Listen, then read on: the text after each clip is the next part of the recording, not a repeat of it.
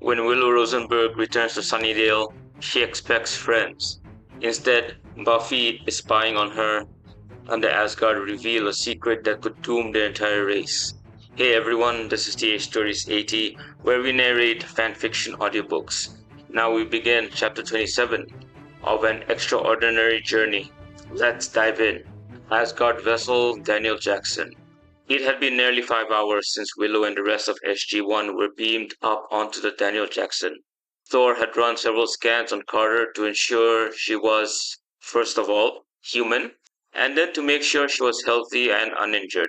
In the meantime, the schematics of the anti-replicator weapon were being disseminated to science and engineering labs on the planet below, so the rest of the Asgard could begin mass-producing the weapons.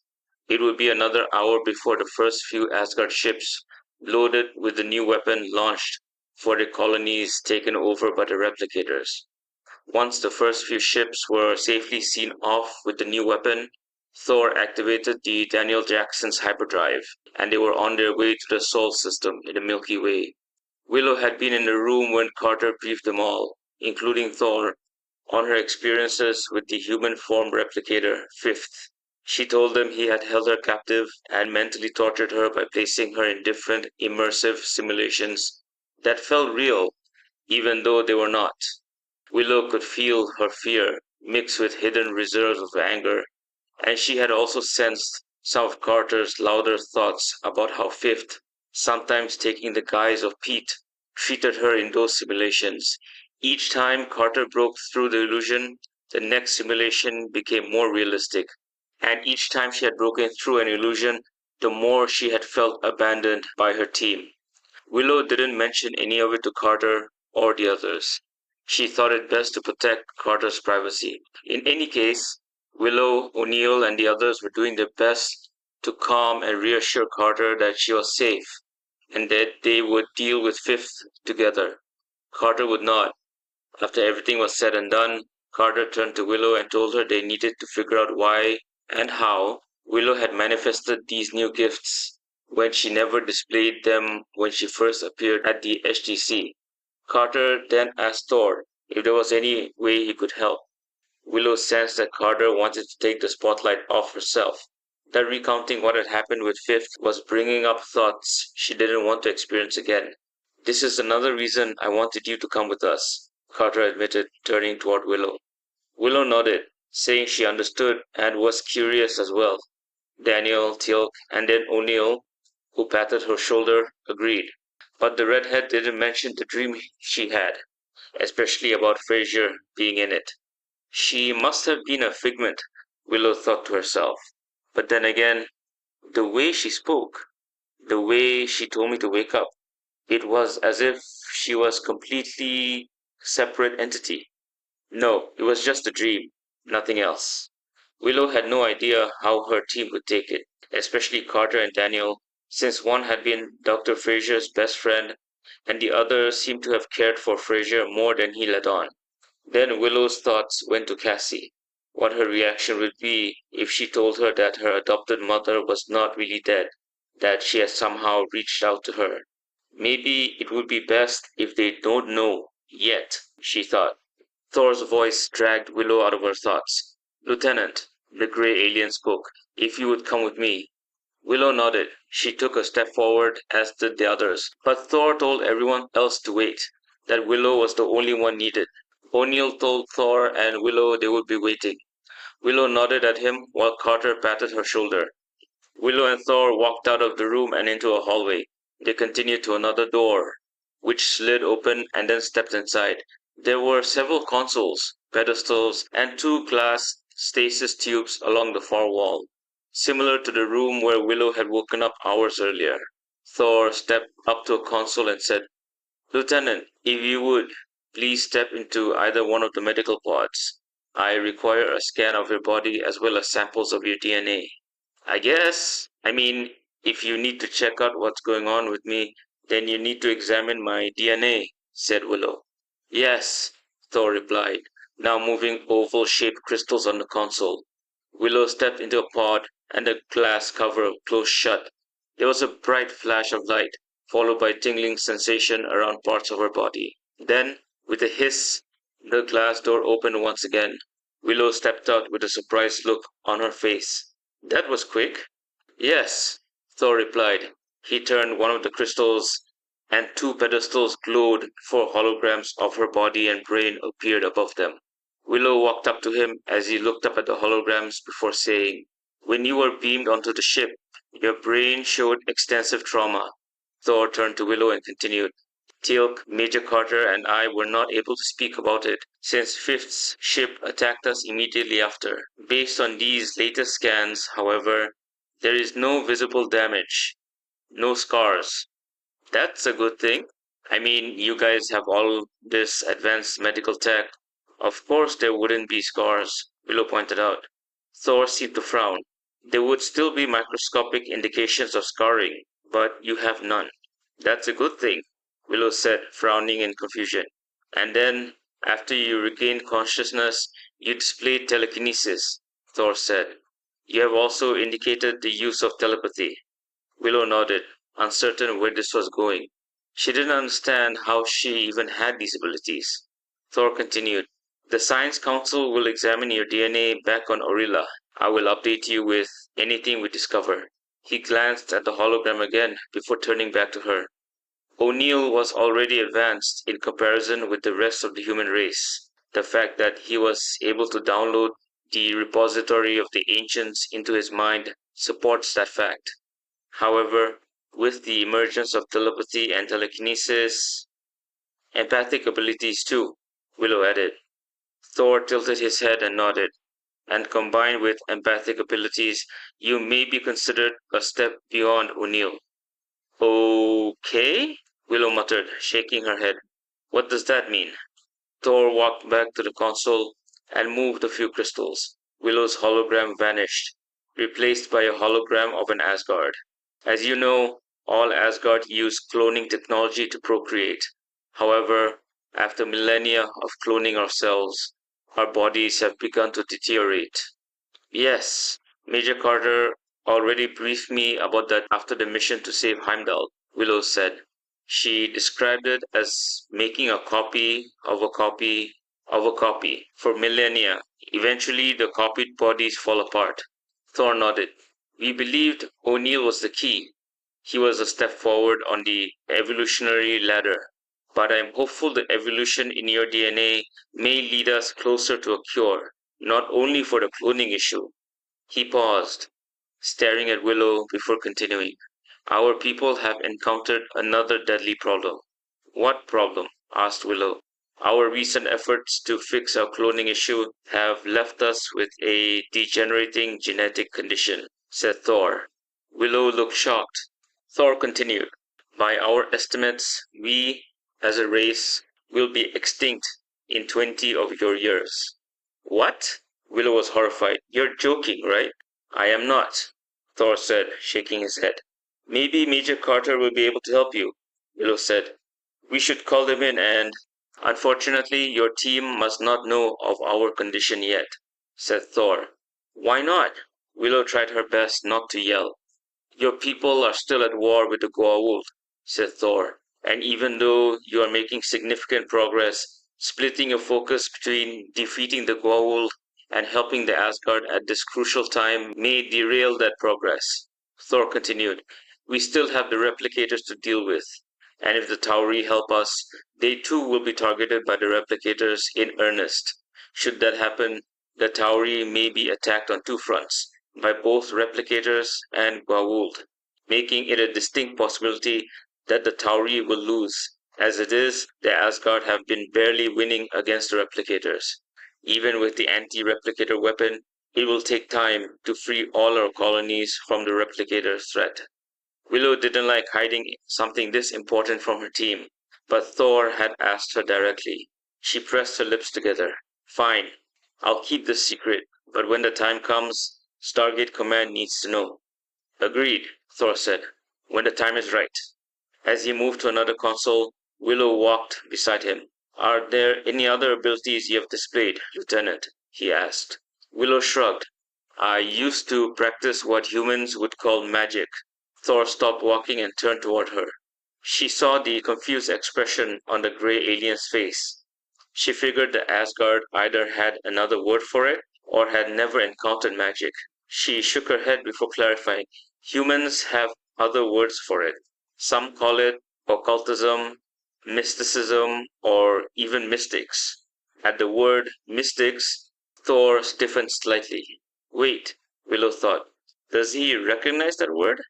Mystics. Maybe the Asgard have encountered magic on other worlds? Mystics, Thor whispered, his brows furrowing. Or the Asgard equivalent. That is indeed interesting.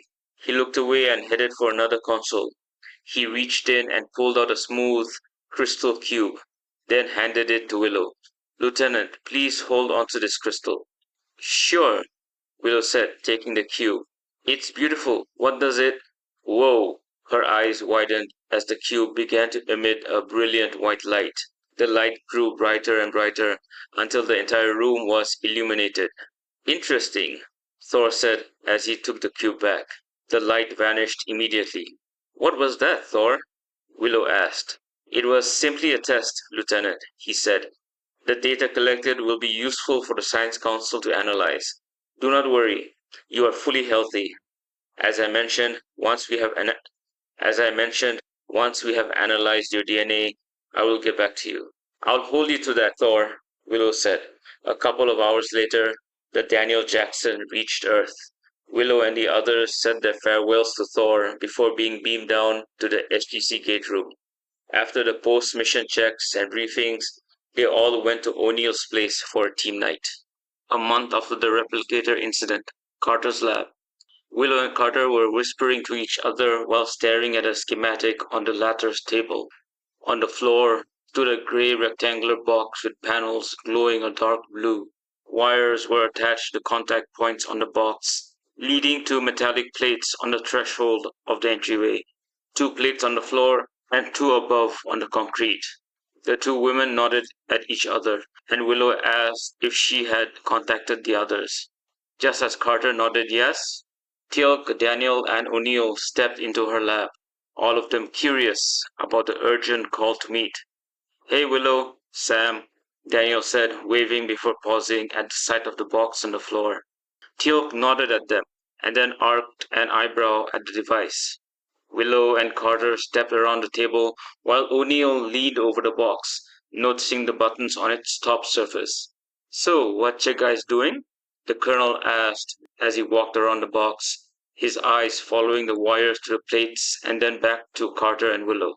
Major, should we tell him? Willow asked, smiling. I think we should, Carter replied. Well, sir, you remember that generator design Willow drew during the time you had the ancient knowledge downloaded into your brain? Vaguely, O'Neill replied. At first, we thought it was a variation of an aqueduct generator, Carter said.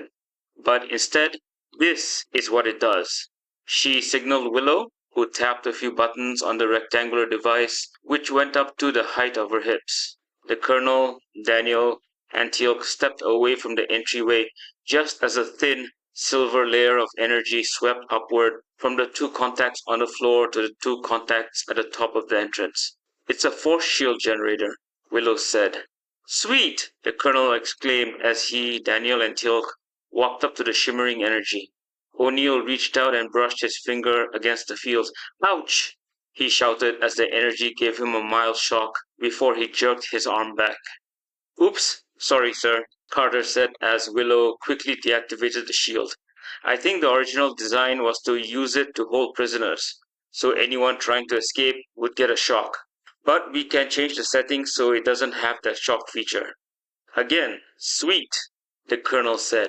And the best thing is, sir, Willow added, this can be retrofitted into the existing structures on base. We could even reinforce the doors to the gate room, or change the shape of the field to give extra protection to the iris. We just need Dr. Weir's go-ahead, and we can start the retrofit by the end of the month, Carter said. Actually, no you can't, the colonel said, surprising everyone. Willow knew why. O'Neill glanced at her, then looked away. He tried not to look excited about it, but his thoughts were not exactly subtle. Willow decided to keep his secret until he chose to reveal it. What's going on, Jack? Daniel asked. Well, I was going to reveal this on team night, the colonel said, looking at Daniel, Carter, Teal'c, and then Willow, who gave him a wide grin. He narrowed his eyes at her, and her grin widened. Yep, he thought. Red nose. Sir? Carter asked, confused. Reveal what? Dr. Weir has been reassigned. She's been selected to supervise research at the ancient outpost in Antarctica, the colonel said. Who will lead the SGC, O'Neill? Teal'c asked. Carter and Daniel looked equally eager to know. Willow pretended to be eager as well. I don't think he's going to like the job, though. O'Neill rubbed the back of his head as he walked over to the table and took a seat facing the group.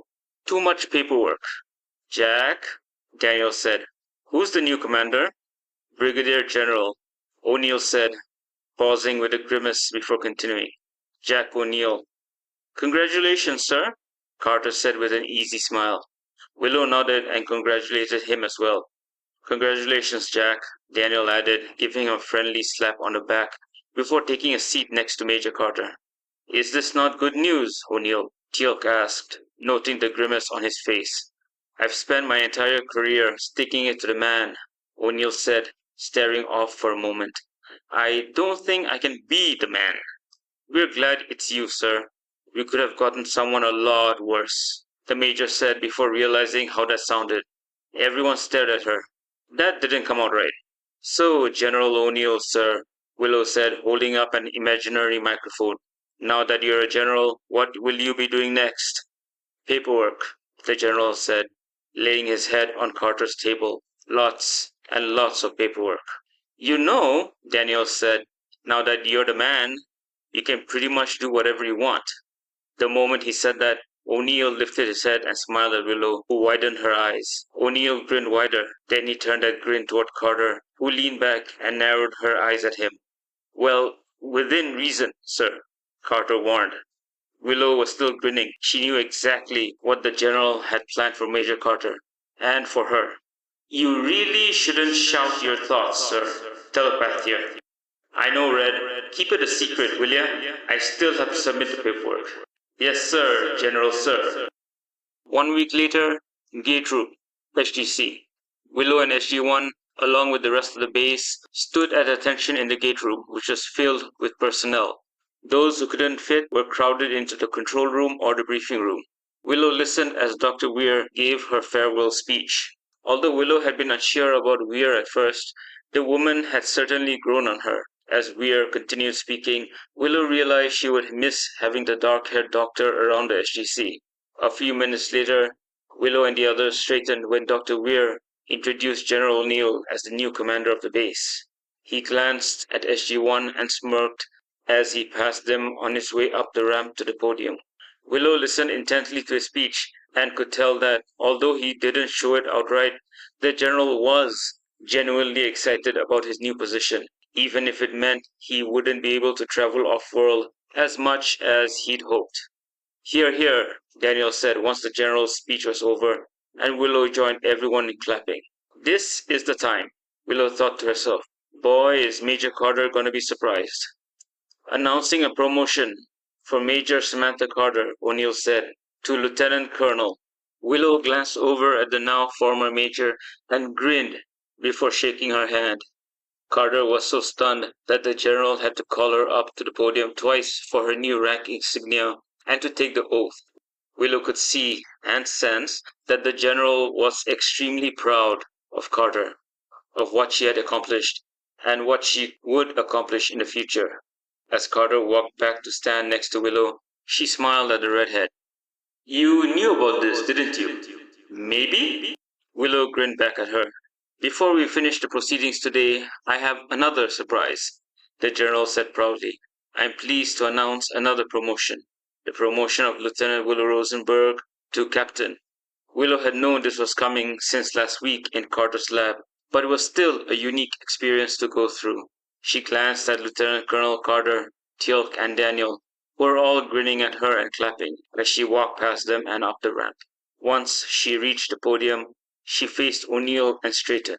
Congratulations, Captain Rosenberg, the general said as he removed her lieutenant insignia and replaced it with a pair of shiny new captain bars. "Thank you, sir," Willow whispered, saluting O'Neill. After taking the oath, she returned to her teammates, grinning like a Cheshire cat. Moments later, everyone was dismissed. Daniel and Teal'c, the non-military half of SG-1, hugged both Carter and Willow to congratulate them. "All right, kids," the general said as he walked down the ramp to meet his old team. "First, SG-1 is on downtime for a week. Second, we're having team night at my place tonight. Plan on a sleepover. There'll be pizza and cake." "All right, Jack," Daniel said. "How about we go out for lunch? Treat the new lieutenant colonel and captain to some delicious steak." "I'll take that," Carter and Willow said together. "Indeed," Teal'c intoned. "Shall we?" O'Neill said, leading them out of the gate room. Briefing room, SGC, 1200 hours the next day. "All right, kids," said General O'Neill as he sat down at the head of the table. "Before everyone goes on vacation, there's one thing that needs to be done." Wanting to know what this thing was, everyone leaned forward, waiting for O'Neill to explain. "As you know, the ancient chair weapon in Antarctica reacted after I sat on it," said the general, earning nods from SG-1. "Well, the eggheads there believe that a person has to be genetically predisposed to use that chair, or at least that's the working theory." Seeing the confused looks around him, O'Neill continued, "Each person stationed at the outpost has been ordered by Homeworld Security to attempt to activate the chair by sitting on it." "Homeworld Security, sir?" asked Willow. "That's the new government department overseeing the Stargate program, the SGC, Area 51, and the X-303 program," said the general. Sir, how many succeeded in activating the chair?" asked Carter. "Out of the 150 or so people there," said the general, "only 5 have been able to activate it, and even they had to put some effort into it." "That's cool," said Willow. "Yes," said the general, "it's very cool." "So what happens now?" Daniel asked. "Well, the man who theorized the genetic link to the ancient chair, a Dr. Carson Beckett, has asked for blood samples from all SGC personnel, especially the SG teams, since they're the ones most likely to encounter ancient technology," said the general. "He's already in the base waiting for myself and SG-1 to give our samples first before we leave for vacations, trips to archaeological digs on other planets, testing doohickeys, or going fishing." Once the general dismissed them, he made a last-ditch effort to convince everyone to go fishing at his cabin in Minnesota. "Carter? Sorry, sir, maybe another time. The item SG-12 brought back looks..." "Gah!" explained the general, waving his hands. "All right, Carter." Daniel saw Carter smile before she walked out of the briefing room and headed to the infirmary. "Daniel? Sorry, Jack. I've wanted to check out this dig. It looks like it could give us clues to..." "Gah!" the general interrupted again, while Willow tried to stifle a laugh behind him. "Never mind. Enjoy the dig." "Teal'c?" Willow had struggled not to laugh, as the normally stoic Jaffa simply smiled, bowed his head slightly, and walked away without giving an answer. "Okay, T," said the general after him. "That really didn't answer my question."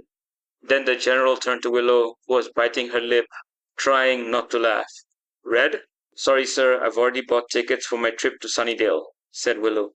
"You're more than welcome to come with. Is there fishing there?" asked the general.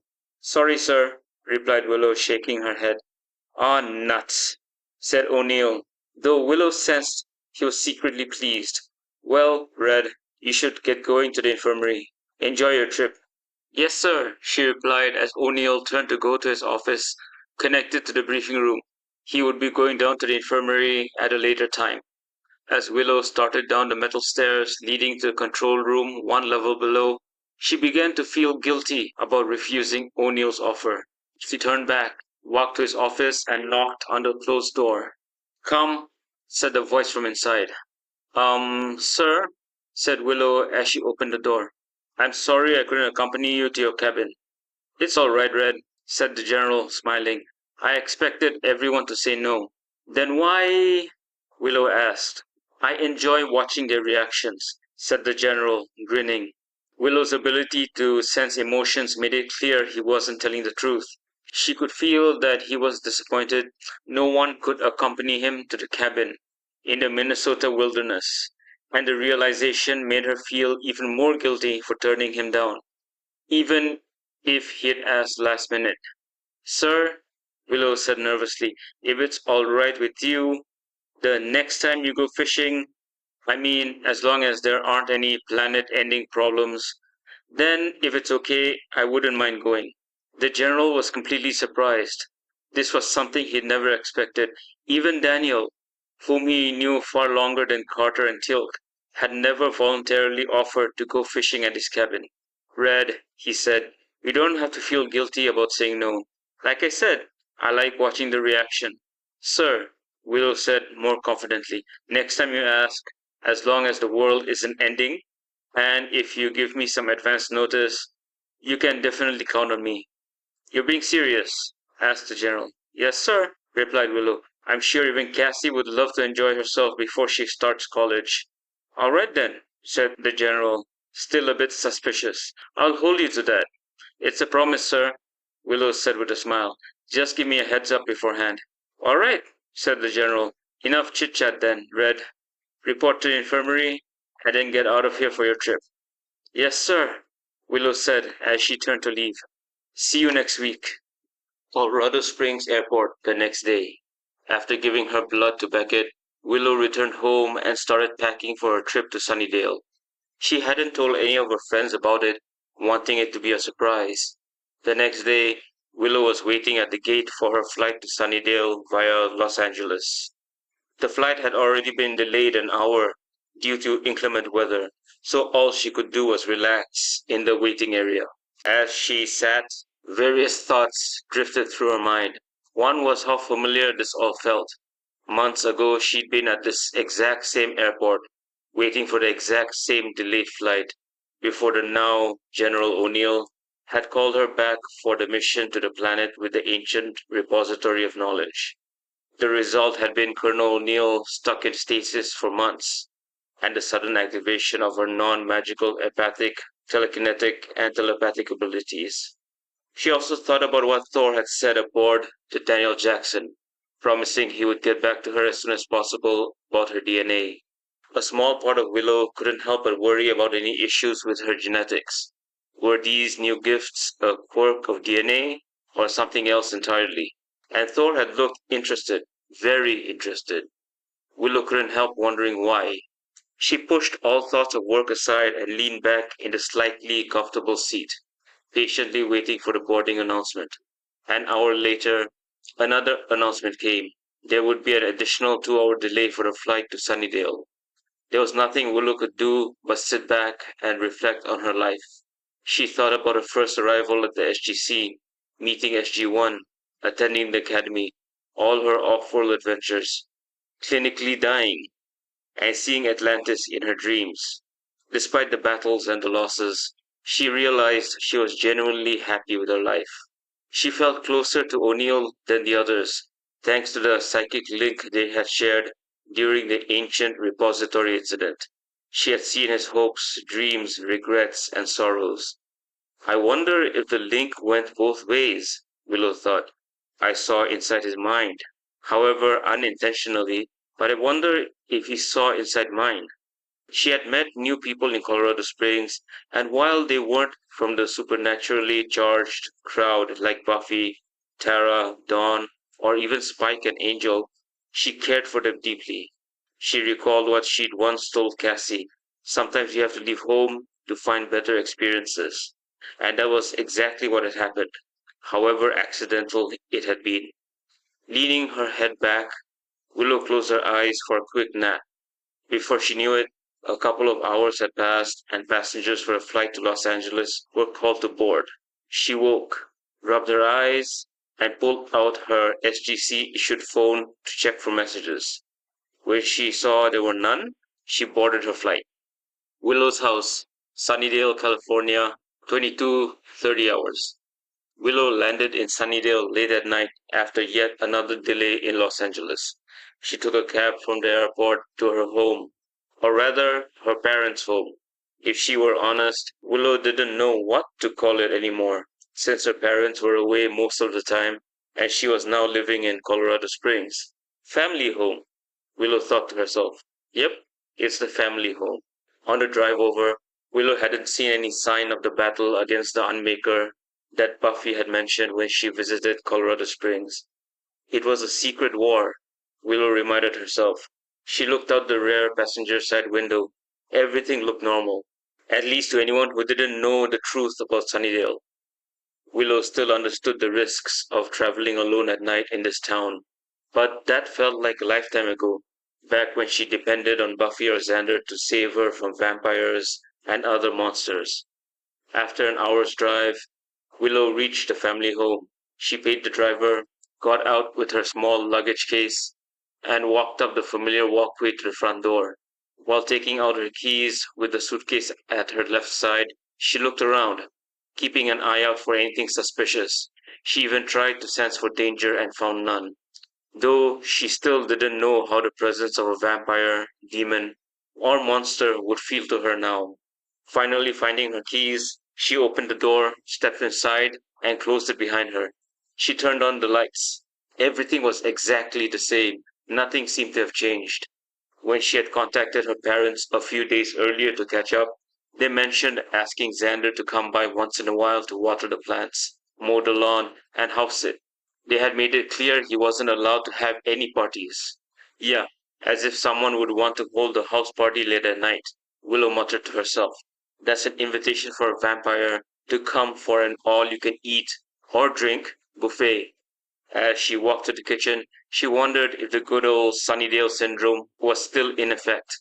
She recalled how, no matter how terrible things became, people, especially adults, found some way to explain it all away. I'd better ask Buffy about that tomorrow, she whispered as she opened the fridge, then quickly closed it. It was empty. Of course it was. Great, there's nothing here. But then again, why would there be? No one's been living here. Thinking about the empty fridge made her wonder, what did Xander eat when he was house sitting? She reached for the phone book and noticed two new pizza places, ones that hadn't existed the last time she'd been in town. Damn, I haven't been back in a long time, she thought as she flipped through the listings. She picked a place and dialed. After ordering a small pizza and a diet soda, she sat on the couch and turned on the television, only to find Wormhole Extreme airing. She immediately changed the channel. Yeah, I'm actually living through that, she said. No need to watch something based on the real thing. Still, she had found it funny when she first heard about the incident with Martin Lloyd, the alien who had served as creative consultant for a show about a fake SGC, which was actually based on the real SGC. Even more amazing to Willow was that the Air Force had allowed it to be filmed at all. What was it General O'Neill said? Willow tried to recall. Oh, right. Plausible deniability. If the real Stargate program leaks, the leak can be blamed on a hyperactive imagination from a TV show. Or something like that. She snorted. Ah, what the hell. Might as well watch it and get some laughs. After a while, the doorbell rang. Sensing no danger, she opened the door and greeted the pizza delivery guy. She took the veggie pizza, paid, and returned to the couch, continuing the adventures of Colonel Danning, who represented General O'Neill, Major Stacy Monroe, Dr. Levant, and Grell the robot. I still can't believe they made Teal'c into a robot, she thought, laughing. After finishing Wormhole Extreme and some Letterman, Willow turned off the TV and headed to her room. With the lights off, she walked straight to the window, moving the curtains aside slightly.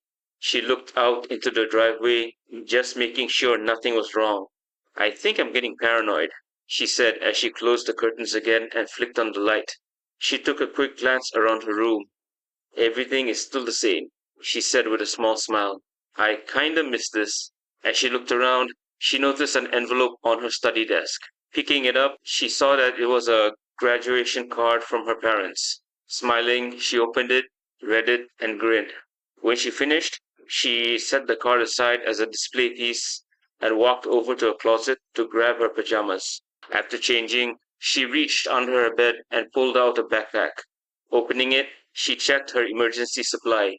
3 wooden stakes, and a bottle of holy water. Satisfied, she closed the backpack, slid it back under the bed, and lay down. She pulled out her phone and started sending texts to Carter, Cassie, and O'Neill that she had arrived safely. While sending one text after another, Willow wondered if she would catch sight of a particular ball of light, the very same ball of light that she would see out of the corner of her eyes when she was a child and lonely. Her parents used to say it was just her imagination, but Willow had seen it. It rarely appeared during her high school days, and over the years, Willow hadn't thought much about it. And now, Willow hadn't encountered it the entire time she had been in Sunnydale. She wondered if that ball of light, whatever it was, had moved on. After 20 minutes of texting with Cassie and Carter, a very exhausted Willow closed her eyes and went to sleep. The Summers' home, the next morning. Willow drove her parents' car to Buffy's house the next morning. She was hopeful no one figured out she was in town. She wanted it to be a surprise. As she parked the car, she noticed movement inside Buffy's house through the window, and it didn't seem like anyone had seen her yet. Willow got out of the car, walked up the driveway, and knocked on the door. "Hey, Xander, would you get the door?" said a familiar voice from the other side. As Xander opened the door, he got the biggest surprise of his day. "Willow?" he asked, eyes wide, lips curving into a smile. "Hi, Xander," Willow said, smiling back. "Willow!" Xander shouted before wrapping his arms around her in a tight hug. "Xander?" Buffy called from inside. "What's going—" "Wills!" she screamed as she rushed over. Xander stepped aside and Buffy threw her arms around her best friend. Even though Willow felt happy seeing them again after many months, something felt off. For one thing, their thoughts were muted, which was unusual. It wasn't as if they knew about her telepathy or telekinesis or her empathic abilities. She could scan their minds easily, but she had sworn verbally and in writing that she would never use her telepathy unless absolutely necessary, like on a mission. "What are you doing here? When did you get in?" Buffy asked. "My CEO gave us all downtime for a few days, so I thought I'd come visit," Willow said, trying to push away the unease. "I wanted it to be a surprise." "Believe you me," Xander said, "we are surprised." "Wills," Buffy said, "we're actually just heading out. You should come with us. I'm sure the others would love to see you." "Sure. Where are we going?" Willow asked. "Well, you're coming with me to the warehouse district," Buffy replied, wrapping an arm around Willow's shoulders.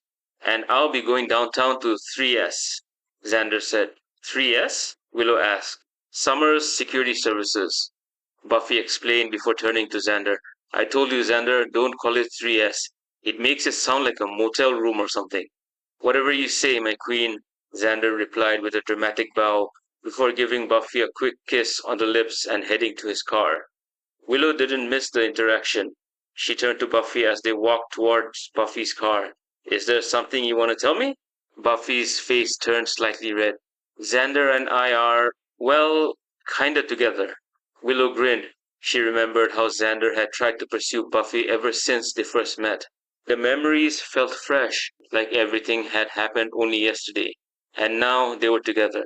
"Yeah," Buffy went on as they reached the car. "We got together after I returned from Colorado Springs after visiting you. I still had some issues to deal with, and Xander was dealing with Anya's loss. So we helped each other by talking and just being there for one another. And eventually we became more than just friends." Willow's gut told her Buffy was telling the truth, mostly. The unease was still there, but she pushed it aside. She was home with her best friends. "I'm happy for you, Buff," Willow said as she slipped into the front passenger seat. "How about you?" Buffy asked as she got behind the wheel. "Anyone in your life right now?" "Not really," Willow replied. "I actually just got back from Nevada, and before that I was in Seattle, so I really didn't have the time. Plus my work keeps me busy." Buffy nodded, smiling as Willow stared out the windshield. Buffy knew Willow was lying. The hacked background checks revealed no travel outside Colorado Springs, but she didn't say anything. Her expression didn't shift toward worry or anger. "So, where are we going?" Willow asked as Buffy pulled away from the house. "Well, after the Unmaker and his minions died," Buffy said as she made a turn, "Giles was one of the very few Watchers left. He's the most senior one now.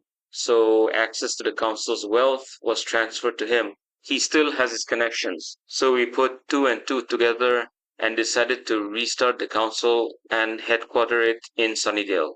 Ah, Willow nodded. Giles is using his network and the covens that survived the Unmaker's crusade to gather as many potential slayers and watchers as he can in Sunnydale. That sounds cool, Willow said.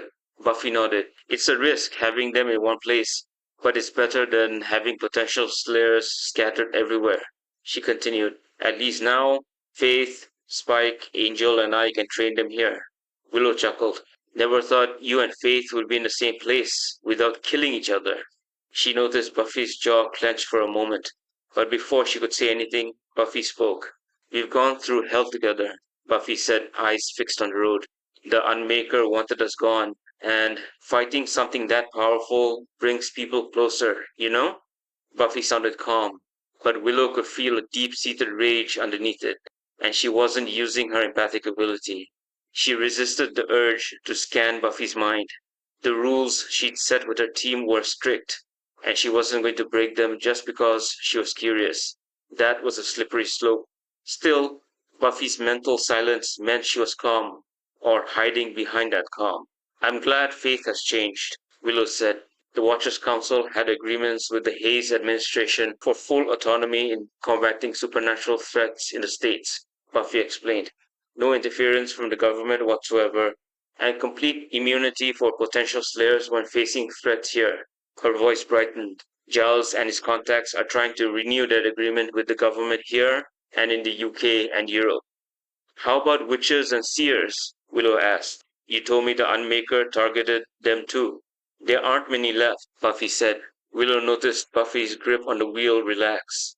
Some covens took in survivors. Others have come here to study and train. Buffy glanced at Willow. Tara's in charge of that department now. I don't think I thanked you for telling me about her. She was a great help. Without her, we would have lost against the Unmaker. Willow nodded as the car turned onto a main road. So, 3S? She asked. It's just a normal business, Buffy said. Even with Giles's new wealth, Slayer work doesn't exactly pay. So we contract our services as security or bodyguards for VIPs. Plus, it gives the potentials real-world experience. Ah, Willow said. And they're trained. Yeah, Buffy nodded. Cool, Willow smiled. That's unique. Well, it works, Buffy said. Also, we still do daily patrols on rotation. I'm just glad I'm not the only one doing it like before. I remember those days, Willow said. The rest of the drive passed in silence. Willow still felt that unease in her gut, but she knew there was no danger. She could look after herself now, and she was with Buffy. She was with her friends.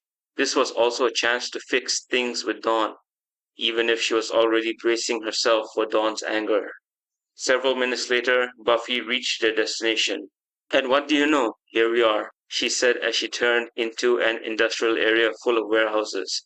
She drove a little further down before stopping at a gray five-story building connected to warehouse-style structures on both sides. Willow Rosenberg, Buffy said with a smile as she got out of the car. Welcome to the Slayer Council. Slayer Council HQ, Sunnydale, California. Willow followed Buffy to the entrance of the building. Entering the sparse lobby, Willow looked around before she suddenly felt as if fingers were gingerly brushing against her mind.